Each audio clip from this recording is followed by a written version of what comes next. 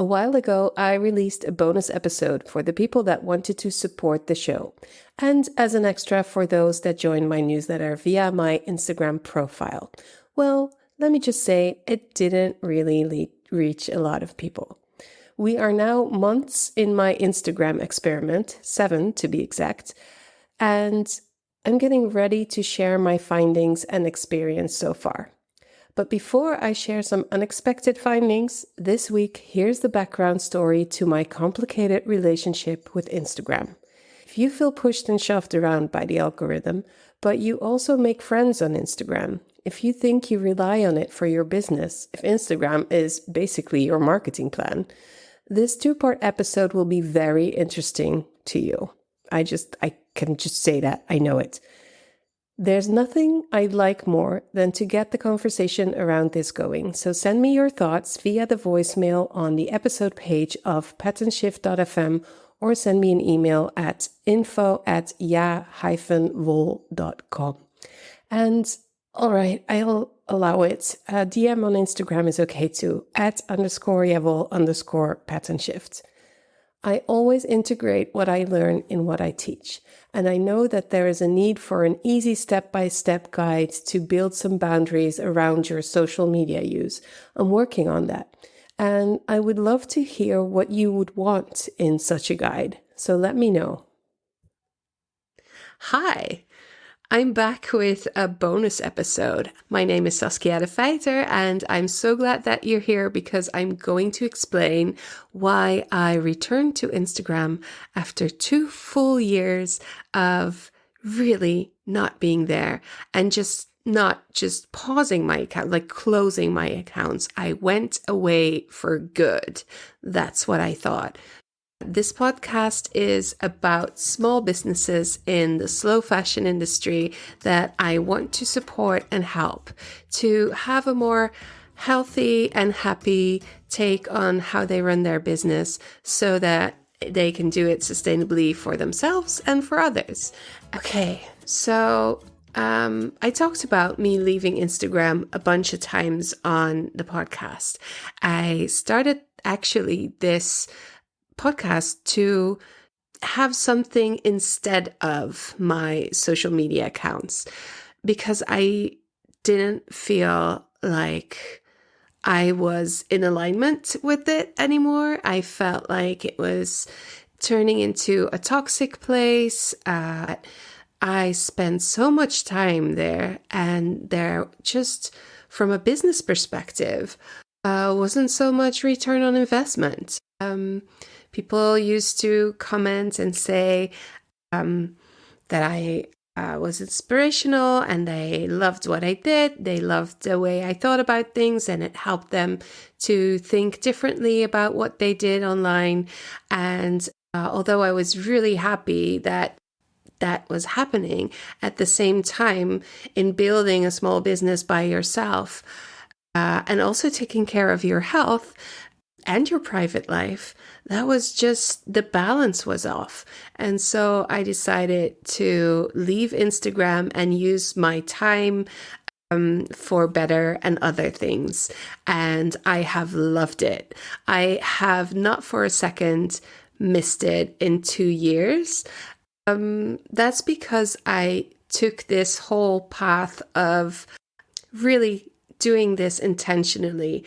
It wasn't from one day to the next.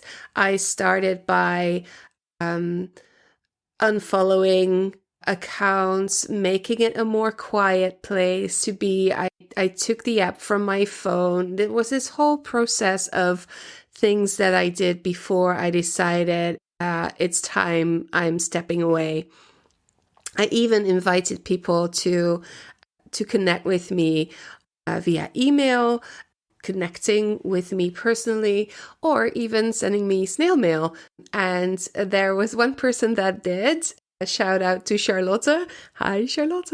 I owe you one. The next one is way overdue. Charlotte lives in Finland, and we started a snail mail correspondence, and that was really, really fun. I just decided to spend time with friends socially in a different way. and even also friends that I made through Instagram. So obviously things changed a lot, but when you feel the need to connect with somebody or they feel the need to connect with you, that will happen and you can do something about that. It doesn't need to be on Instagram. And it also shows you how deep relationships go, and you can make intentional decisions about that. So I was so happy not being on Instagram. And then what happened is I took a course on writing for the internet. And what they had us do was post every day. And they wanted us to post on what was then still Twitter. That was this summer. It actually changed over to X during the month that I was there. And I'll have you know that Twitter was actually the reason that I became quite critical of social media. And that was back in 2012, where I distinctly remember being in the car, and I even remember where I was at the time, and just thinking in Twitter sentences. That was just such a moment for me where I'm like, I can't believe I'm thinking in kind of Twitter marketing sentences. Like, that's how my brain now works. I've kind of molded it into this Twitter mold. And I was so appalled that I left. I think it was that week. So that was in 2012, and that started the feeling that social media, it's free. It's a free marketing tool, and nothing is really free ever, is it? Except for the really good things in life. And yeah, that is when I started to change my mind about things and becoming more intentional. So that's a long time ago. I remember when I quit Facebook, I think that must have been, I think I quit Twitter way before 2012, and I might have quit Facebook in 2012. I don't know, a long time ago. But I kept it like dormant so I could send the Instagram posts to Facebook. But I never went there anymore. And then last year, I killed it completely. 2 years ago, I killed it completely. And I just remember that people were like, what? Are you crazy? What are you doing? That's like your business suicide. What are you doing? But that's just how I always did things. Even in my business, I will not sell somebody a set of needles if they don't need it. It's just, I've always tried to connect my personal values to my business values, because that's the only way I can really do it. So this summer, I did this challenge, write every single day for the internet. And they used X as a platform. And I was not happy about that when I found out. I'm like, oh, I don't want to do that. So that was kind of, I always struggle with these things because I want to stay true to my values, but not at the cost of everything. So I really just need to think it through and realize why I do these things and what's the point, what's my goal, and just intentionally, consciously think about it and then make a decision. So at that point, I was like, okay, I'm just going to sign up. I'm going to do this for this summer, and I'm going to look at it as an experiment as well. So that was my first experiment. So I'm on Twitter posting every day in this internet language that is meant to really catch people's attention. And it does work. It just didn't work on X for me. So I followed all the rules, and what they say is focus on your niche, right? So as I'm in this super duper, very tiny niche, that didn't work, because what's supposed to happen is that people will tell their people that you exist. So somebody sees your stuff and they're like, oh, my neighbor knits as well, so they might be interested in this. And then they say, hey, howdy, neighbor. I've seen this X person. I've seen person X, and they're twittering, they're Xing.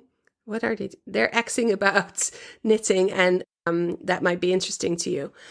But if you're talking super duper deep inside your niche, then that first layer of people, they will not understand what you're talking about, so they will not connect to you. So actually what I learned about that month is what you have to do is, first of all, talk to a more general public.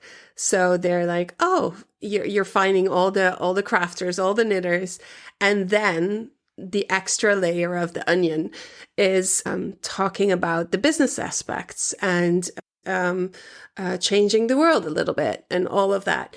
And then you can get there. But following all the rules, doing everything right for a whole summer, or actually it was a month, 30 days, gave me honestly one follower, because she was a knitter and she was in that group as well. No other people started following me, even when I talk to other people on Twitter. So that definitely isn't my platform. I don't particularly feel that I want to be there at all. But that was kind of my trial thing, my experiment. And it wasn't for me, and it didn't work. And so that was the first kind of step back to social media. And I stopped posting and I started posting on LinkedIn, and that did a lot. There was a lot happening on LinkedIn. The problem is that my clients or my potential clients are usually not on LinkedIn. For some reason, a lot of them don't see themselves as business owners, as professionals, or not in that kind of way. And they are on social media to find customers and not necessarily connect to other business owners, or they don't see other business owners as potential customers. So it's kind of a tumbleweeds in a kind of way, but still I got some traction there. So that was interesting. So I want to focus on why I'm coming back for now, because I'm sure that being like an old punk rocker-ish in a way, like the word sellout, or like, I know that kind of bubbles up in my mind a lot lately. Why am I going back? Well, there's a couple of reasons. Basically, there's one reason. So I have been working on a kind of a workshop for my clients, small businesses in the slow fashion and textile craft industry, to show them how they can do marketing in a way that's more aligned with their needs and their boundaries and more healthy. And that really boils down to doing a minimalistic approach to social media and things like that. And while I teach how to do that on social media, the only social media that I'm still on is LinkedIn and Pinterest, which I should use more, I have to say, but I still really don't like it that much. I like actual connection with people. I think that's the basic thing of it. Yeah. If you want to build or grow your business in textile crafts, why don't you join our online community for the small monthly contribution of only €10, which is basically $10-ish. You get to hang out, learn from, and share your business and your personal craft journey with all the lovely people there. Support the podcast at the same time, and you get everything wrapped into one loving package. I would love to welcome you there. Go to patternshift.fm and click community. And while you're there, sign up for our emails so you'll never miss a thing. So I'm building this workshop, and I feel like I'm missing something in that. I feel like it's hard to teach a minimalist approach when you haven't been on the actual social media platform where all your people are for 2 years.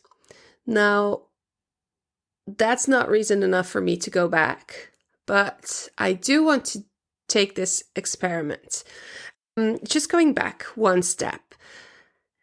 If I, as kind of, there's actually no marketing experts. Like with marketing, what you need to do, and this was a mind-blowing thought when I first came across it, is that, and so liberating, is that you're never really an expert on marketing, because all it is trial and error and trying as creatively as you can, thinking about your customer, who they are, where they hang out, what they need, how you can support them, and then putting that into like communication cake and offering them that cake. It's meant to connect, to help. It's a positive thing. I never thought marketing was a negative thing. I just am looking for the tools and the platforms and the ways to connect in a way that really light me up as well, and that I know my customers and my potential clients will love to be there and that kind of thing, if you know what I mean. So if you look at it from one aspect, it's like, okay, so you're a marketing quote unquote expert, and Instagram is most definitely the platform where my people hang out, and I'm not on there, and I'm trying to sell business programs to those people who are on that platform. That sounds wild. It sounds bonkers. What am I doing? But at the same time, I kind of practice what I preach, right? So it's kind of this kind of forces that work against each other. And I pivoted my business 3 years ago. It's so different than what I did before, where I had a needlecraft school and an indie yarn shop. And now I work from home. I'm selling on the internet instead of locally. And it's so different that I have to really rework the way I do things. And that was a conscious choice because I had to for my health. My mental and my physical health requires me to change the way I conduct this business, and spend a lot of time figuring that out, found a lot of solutions, and now I want to help other businesses do the same. And that's where I am right now. So that's my business. That's what I do. And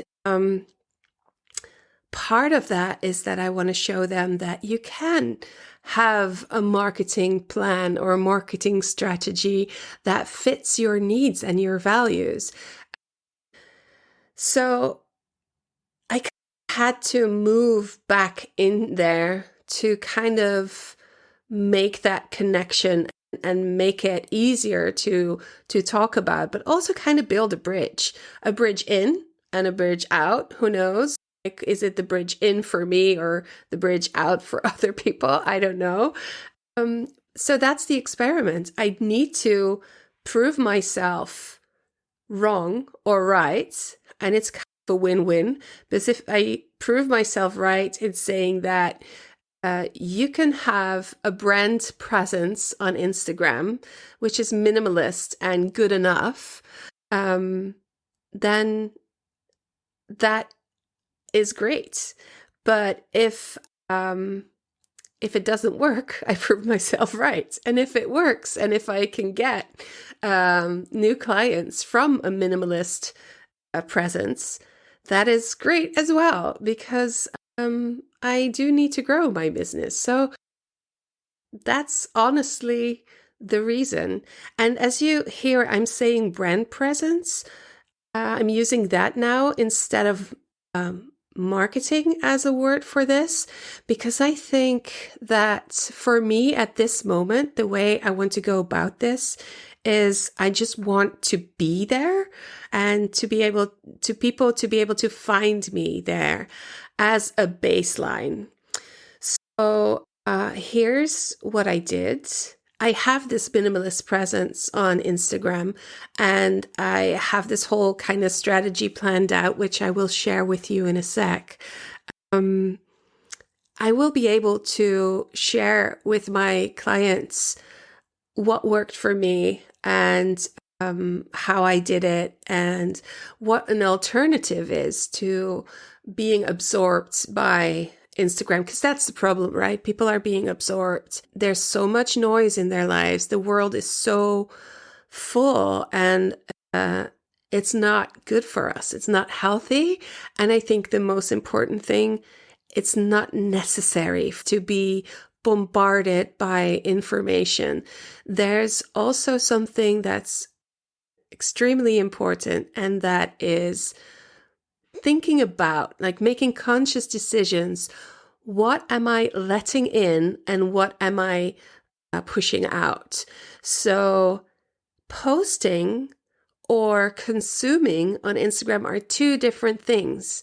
And there's so many intentional decisions you can make that it's really weird that most of us just copy what the other person is doing, and they look at the brands that they love and they copy what they do, how it looks, their actions, how much they post.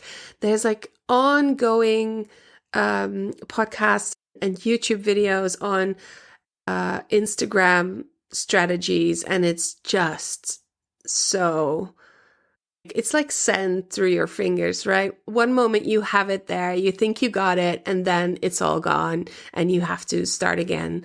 So in my book, the best way to do it is to keep it close to yourself and to just be the puppeteer and not be the puppets. Oh, so where did I come up with that? That should be the title. Yeah, that's even also very interesting. If I look on podcasts and titles and find the titles that talk about minimalist marketing or no social media, there's not a lot there. But around me, the amount of people that don't feel comfortable anymore and have issues with social media, they're everywhere. There's almost nobody. It's always this kind of a but story, right? You talk to somebody about social media and they go, oh yeah, I really don't like it, but, or I wish I could quit, but.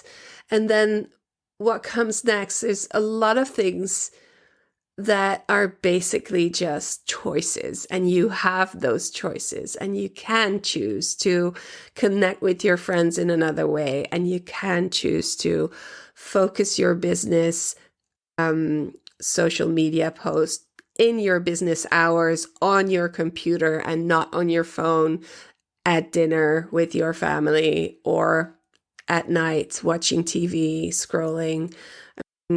There's choices we can make. And for some of us, these choices are hard. And if a choice is hard, then you are just a hero for choosing what is good for you. So I hope that kind of makes sense to you. So, so here's how I did it so far. I'll share that with you. Yeah. And I'm going to probably record what's happening in this whole experiment. So yeah, what I did. First of all, I thought a lot about the subjects. I talked to people about it. I talked to myself about it. I literally, as I walk every day for half an hour, I talk into my otter, which kind of transcribes what I'm talking about. So I have to do it in English because it doesn't speak Dutch. And I use these notes for later and to get my mind clear. So I'm opening my Otter now, and this morning as I walked, what Otter does, it makes a summary. So I quickly get the gist of what went on in my mind. And these are the things that I do to understand where I'm at, because I have so many conflicting feelings about this that I need time to process. I made this worksheet for myself and I called it Insta in a Day. And at some point, maybe in this episode, I don't know yet, I'll probably use it in the workshop that I'm building. This will be available for other people. It's a worksheet that helps you think through the main things, the main reasons why you want to start an account and how you're going to do it and how you keep linking back to your goals, your boundaries, your values, all of the things that I teach in the Business Circle program connected to Instagram specifically. And I wrote down, by having a brand presence on Instagram, I want to turn myself into a study case and investigate what can be gained with a very minimal brand presence. As a second point, catch some podcast listeners in my quote unquote fly trap and move them over to my newsletter in the process. I like to review what happens when I just have a grid in place and no actual proactive moves after 1 month, and then add podcast updates in the second month. So this already goes a little bit into the strategy, which I will come back to later. The most important thing for me on Instagram is to have a place to land, because people in my industry go to Instagram before they go anywhere else. So that's it. Kind of a fly. I said fly trap. I mean fly strap. Like I'm imagining people flying by and like, ooh, this is interesting. So it's not like murder. It's more of is there a more positive way to say this? Anyways, I'm tiring myself out. Yeah, so that is important for me, that people have a place to land. And at the same time, I kind of want to move them away from Instagram and into my community, or at least into a conversation with me personally. So I'm going to try my best in inviting people into my mailing list or into my community. So those are the main goals there. And then I started to make a list basically and talk about what I love about Instagram, what I like about Instagram, what I hate about Instagram, and what I don't like about Instagram. And that gives me insights in how I'm going to be there, who I'm going to be there. No, not who, how I'm going to be there. Actually, also a little bit of who. Then I wrote my boundaries down. What is unnegotiable? I don't want an app on my phone. I have set times in the week to do focused interactions on Instagram. I do not watch the statistics daily or even weekly. I might do that once a month. And then I have a boundary of, in the first month, I want to start following people, but don't start active connecting with people yet. Just wait it out and see what happens. And I know people are going to react and they're going to say, that's not the right approach for Instagram. This is not how you get followers. This is not how it's done. But this is not how I want to do it. If I could find out what the best way to use Instagram is, that's not what I'm doing here. I want to find a way that I like to use Instagram and see what the results are of that. So then what I did is I went to Canva and I designed my 15 post grids which is basically just a mini website, right? So if you land on my account, you'll see the 15 posts, and you'll see pictures of me, pictures of the beautiful illustrations, and you see the Pattern Shift podcast right smack in the middle. And this will give you a first glance of what the Yavel and Pattern Shift brand is about. And then I made some columns. So I forgot to say I made all of this in Notion. And then I made some columns with the images, the text connecting to the images, the topics, and some notes. And I just started to write text connecting to the things that I offer, what I do, also what general problems are that my clients are experiencing, and how I can help them with solutions, all of that. And that made this kind of easy to use copy paste way of filling that grid with information that is, as I said, just basically a small website. Then I went on into defining a strategy, and the strategy is basically a combination of the goals, the things I like, the things I don't like, how I want to start, how I want to proceed after a month. Do I want to use a link tree? Actually, this podcast episode is part of that as well. Just explaining why I'm back, because it's quite a story, isn't it? It's hard to explain in 2 sentences. So the strategy for me is I want to find a way in which Instagram can offer me things and not take things from me, because it's about me now, but I want to share this with the people in my community later on. My podcast was first called A Smaller Life, and it was about decluttering and a colorful minimalism. Just learning how to choose. That's actually why I started my community. I wanted to offer a place that was less toxic and more friendly, more safe, with no algorithms. And that's what I've built in the Yavel community. It's amazing, and I'm so proud of it. What happens is that people say it's another thing, and there's already so much in my life. Whereas my thinking was, here's a choice you can make. You can decide to have this one place where everything is more safe and kind, and focus your learning and your sharing there. And some people can add to what they're already doing. But lots of people they don't want to leave the social media, even if they don't like it. And I think it's so fascinating that people are scared to do that. And it's so liberating. So I guess we're all so different.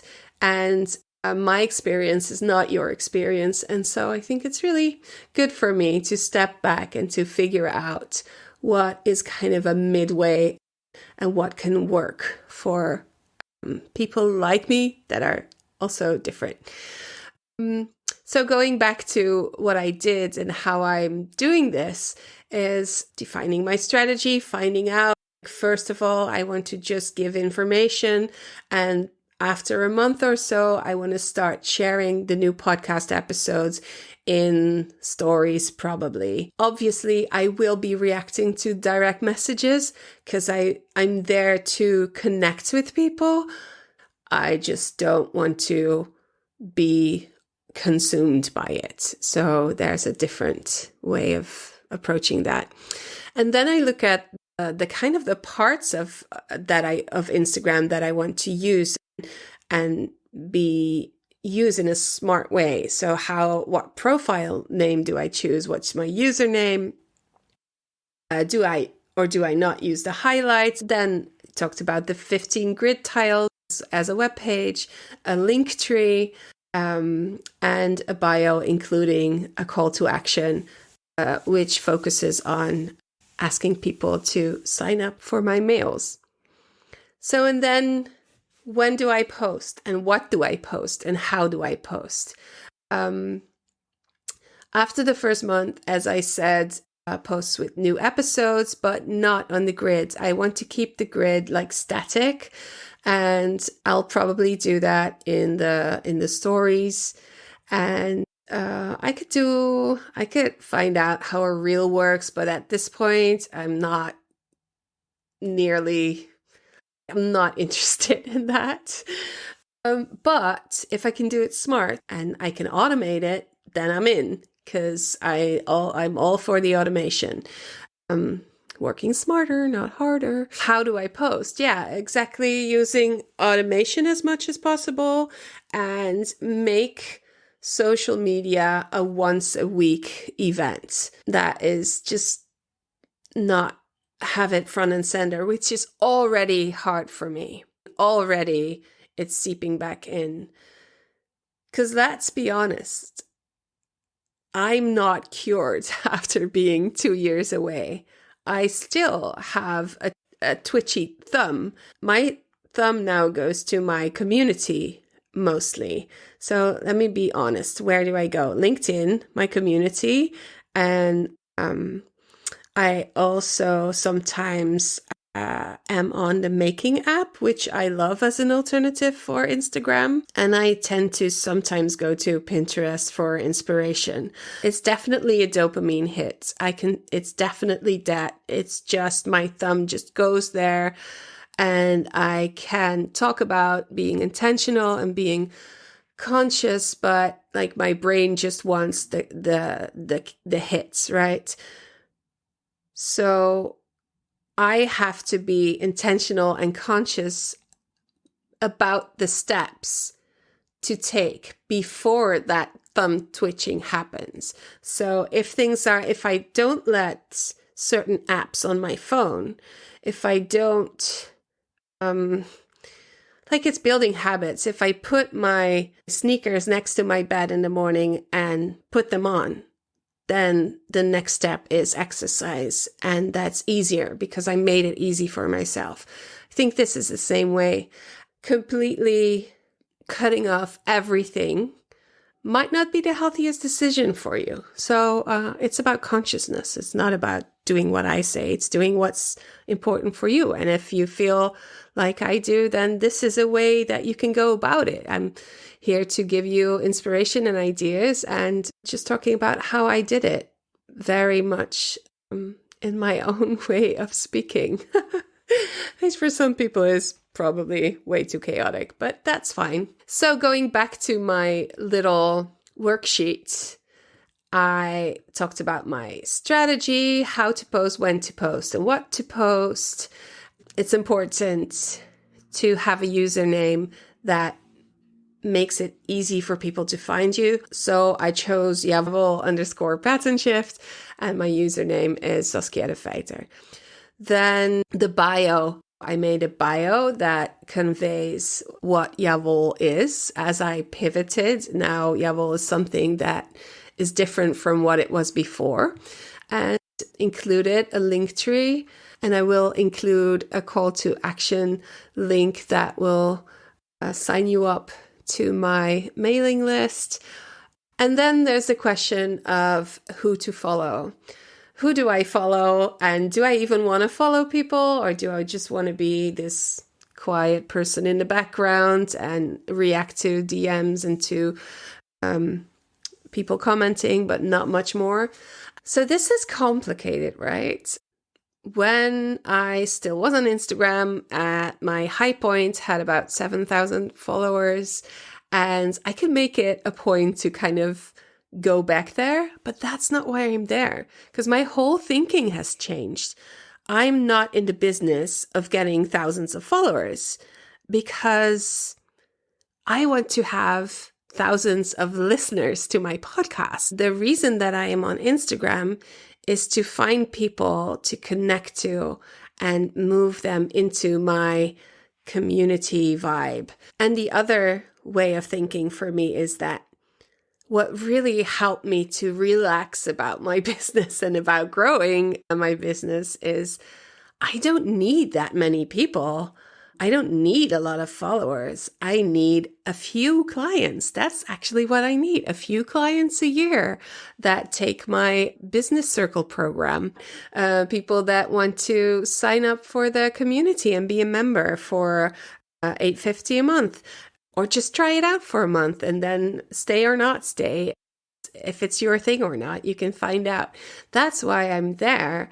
And so who follows me and who I follow is kind of connected, because if I'm on Instagram, I'm not there to scroll. I am there to connect with people. So there's going to be a little bit of scrolling, and I have to give myself restraints there. So how do I keep the space for myself fun, interesting, and helpful? That's by following the people that connect to my goal, by making a conscious choice to build a feed that is going to offer me information, inspiration, all that kind of thing. So following and followers, kind of connected. Yeah, I just do want to see what's happening in the industry. Although I had some spies on the Instagram, actually one major spy that kind of feeds me with information that might be interesting. And I don't think I missed all that much, because I can find people in other ways, and I've signed up for newsletters if people had them. And also, there's only so much of information that you need for your business. Like the whole FOMO thing is something I have to actively battle. I have a lot of email newsletters, but I made my inbox, I have folders and smart folders. And so I have ways of making that a fun and inspiring and interesting thing instead of an overwhelming thing. So I kind of have strategies and plans and systems around that. So this is the whole Insta in a day worksheet that I went through. And with that, I signed up, and now I'm going to fill up my account in the upcoming few days. I'm very interested to see how it goes. I was unable to get a new account for a couple of hours. They just wouldn't let me in. I think I'm on a blacklist or something, talking so much bad stuff about Instagram. So I used a new email address, and I managed to get in after a couple of hours and some heavy swearing and some introspection of thinking of, is this a sign? Should I not go back? Is this the beginning of that whole thing again? But no, I'm committed to this. I want to figure out how one can have a brand presence on Instagram and not make it consume you, but offer you things. So I'm going to end with this. I hope you are inspired to become the puppeteer and not the puppet.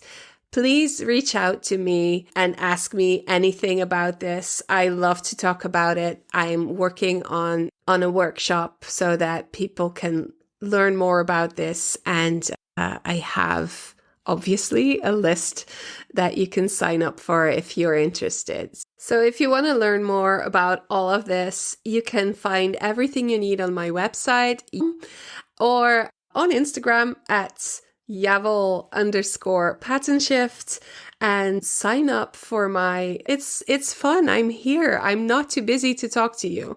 I would love that. And kind of share about me and what I do with everybody you know. So the more sharing, the more caring, and the easier it is to have a minimal approach to marketing, which is much healthier for us all, especially for me. No, just kidding. Okay, bye. All right. I hope you enjoyed that. Next, part 2, where I share snippets from my first weeks back on Instagram, how I'm using it, how I'm looking at it right now, and how I want to use it in the future in a way that helps my business, but doesn't cause me stress or takes too much unnecessary time. See you then, or you'll hear me then.